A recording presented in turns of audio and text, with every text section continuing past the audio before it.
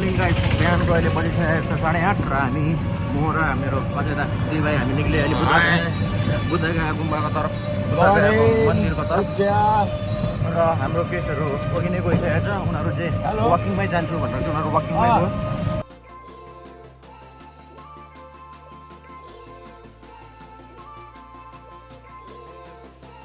यो तपाईँहरूको कालचक्र पूजा हुने मैदान।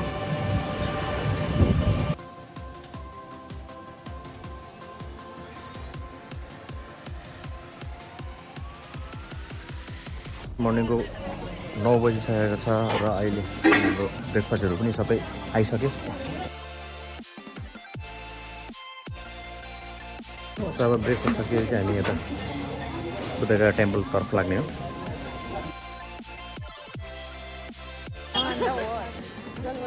अब हामी लाग्दैछौँ मन्दिरपट्टि।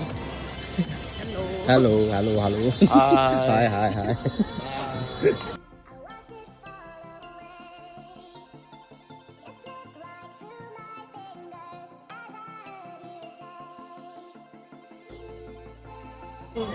हामी सबैजना अहिले यहाँ बुद्धगया मेन टेम्पलको बाहिर छौँ र अब यहाँबाट टेम्पल पस्नु आँटेको। मेरो गेस्टहरू सबैजना यहाँ आइसक्यो। सो यहाँबाट अब निक्लियो हामी भित्र। अब यहाँबाट भित्र तपाईँलाई सायद के देखाउनु पाउँदैन होला, किनकि यहाँबाट चाहिँ मोबाइल, त्यहाँदेखिको तपाईँको सिगरेटदेखिको लिएर अरू लाइटरहरूदेखिको लिएर अरू पावर ब्याङ्क चार्जरदेखिको लिएर केही पनि भित्र लाने एलाउ रहेनछ। सो भित्रको सिनहरू त्यही छ, तपाईँलाई देखाउनु पाउँदिनँ होला म। बट के कस्तो एक्सपिरियन्स रहन्छ भित्र गएर त्यो चाहिँ म तपाईँलाई भन्छु। यो तपाईँको जुन गेट छ, यो गेटदेखिको उता चाहिँ स्क्यानर लगाएर चेक गर्दो रहेछ हाम्रो फोर्सले। सो त्यही भएर यहाँ मोबाइलहरू लाने एलाउड रहेनछ। लकर चाहिँ यहाँ छ, यहाँबाट चाहिँ अब टोकन लिएर सामानहरू सबै राखेर जाने। हाम्रो फोनहरू सबै यहाँ म्याडमको जिम्मामा। म्याडमले यहाँ अब हाम्रो फोन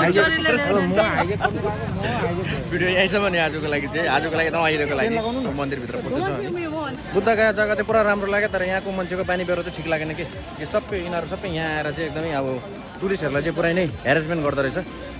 सो के भन्नु, अलिकति हाम्रो गभर्मेन्टलाई पनि यो सब कुरोहरू हेर्नुपर्ने हो, किनकि बाहिरबाट मान्छेहरू आउँछ, तिनीहरूलाई सबैजनाले घेरेर यहाँ परेशान पार्छ। सो यो कुरोहरूमा चाहिँ अलिकति याद गर्नुपर्ने हो।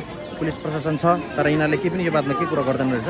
गाडीदेखिको लिएर सामान बेच्नेदेखिको लिएर अब सबैजनाले आएर यहाँ मान्छेहरूलाई अब ठग्नु खोज्दो रहेछ विशेष गरेर चाहिँ। सो यो सब कुरोहरू चाहिँ अलिकति याद गर्नुपर्ने हो गाइस। हामीले यहाँ बुद्धगया भित्रको मन्दिर दर्शन गरेर अब चाहिँ हामी यहाँदेखिको लुडु टेम्पल जाँदैछौँ। र अब लक अलिक राम्रै रहेछ हाम्रो, किनकि भित्र पनि भिड त्यति साह्रो थिएन अनि राम्रोसँगले दर्शन गर्नु पायो। निकै नसोचे यो कुरोहरू अनुभव गर्नु पायो, निकै नसोचे यो कुरोहरू देख्नु पायो।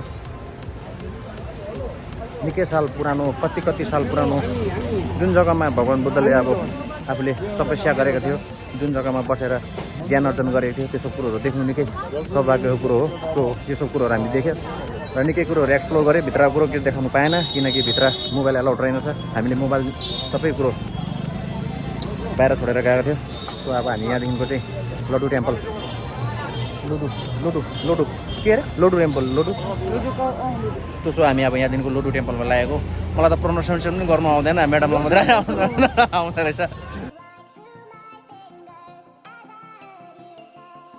हामी अहिले यहाँ सुजाता टेम्पलमा छौँ र सावरी टापु भन्ने जग्गा पनि यही जग्गा हो। सो हामी त्यो भित्र भिजिट गर्न जाँदैछौँ।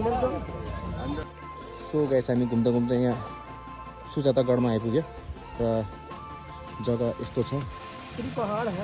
सो गाइस, हामी अहिले जुन जग्गामा छौँ यो जग्गाको अब हिस्टोरीको बारेमा त्यति साह्रो हामीले याद हुँदैन। सो मैले यहाँ एकजना यहीँको दाजु हाम्रो दाजु छ जो उसलाई म यहाँको जग्गाको बारेमा भन्नु लगाउँदैछु। पहिले मेरो हाई बोल दीजिए सबको। हाय। सो अब उसले यहाँको बारेमा चाहिँ तपाईँलाई भन्छ। सो बोलिए। एक दुनेसी पहाड़ है, वहाँ एक गुफा है।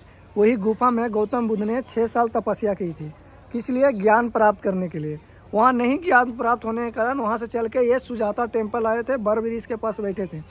तो यहाँ से सुजाता रानी नौकरानी के नाम थी पूनम की, जाओ बेटी वहाँ बर का पेड़ के पास आप निप धो के चलाना, आज मैं खीर का भोग लगाना है, खीर का भोग लगाना है।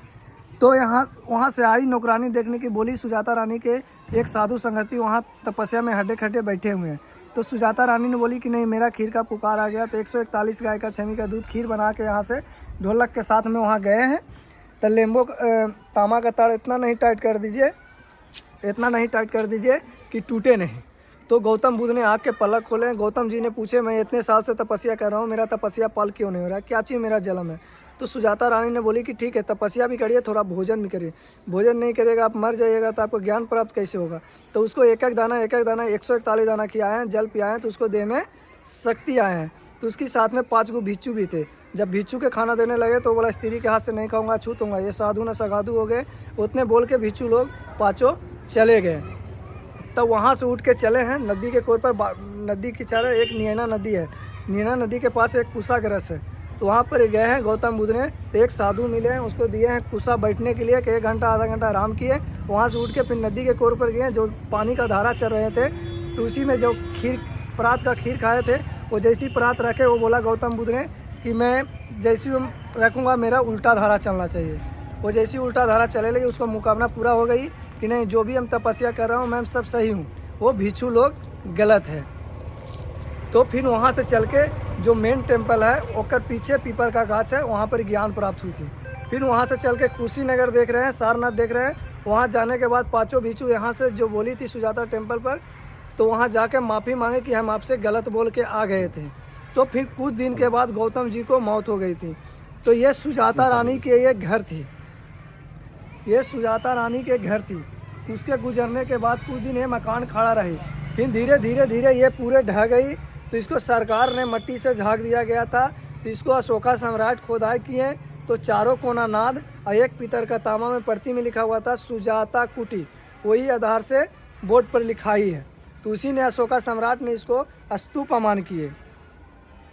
जो भी यहाँ से मूर्ति सब थे, ये ले जाके बोधगया म्यूजियम में है। धन्यवाद। तो थैंक यू भैया, बहुत कुछ बारे में जानकारी भी हो हम लोग को, अब उतना तो हम लोग को पता नहीं है। तो आप लोग ये देखिए कि अशोका सम्राट ने जो बनाए हैं, पहले का कितना भरावट है, अरे पहले का कितना खाली है, आपका देखो कितना भरावट है। उसमें देखिए 3 गो बुद्ध भगवान की मूर्ति थी। उसी में दर्शन करके सुजाता रानी ने बाहर कभी भी निकलती, इसी का भोरे उठते सुनते इसी से दर्शन करती थी, इसी का दर्शन करके बाहर निकलती थी। बहुत कुछ आपके थ्रू से बहुत कुछ यहाँ पर हमको पता चला, तो बहुत अच्छा लगा एकदम। अब यहाँ से जो आपका जो यहाँ पर और दूसरा यहाँ से जाना है सुजाता टेम्पल, जहाँ खीर खिलाए हैं। आ जाओ।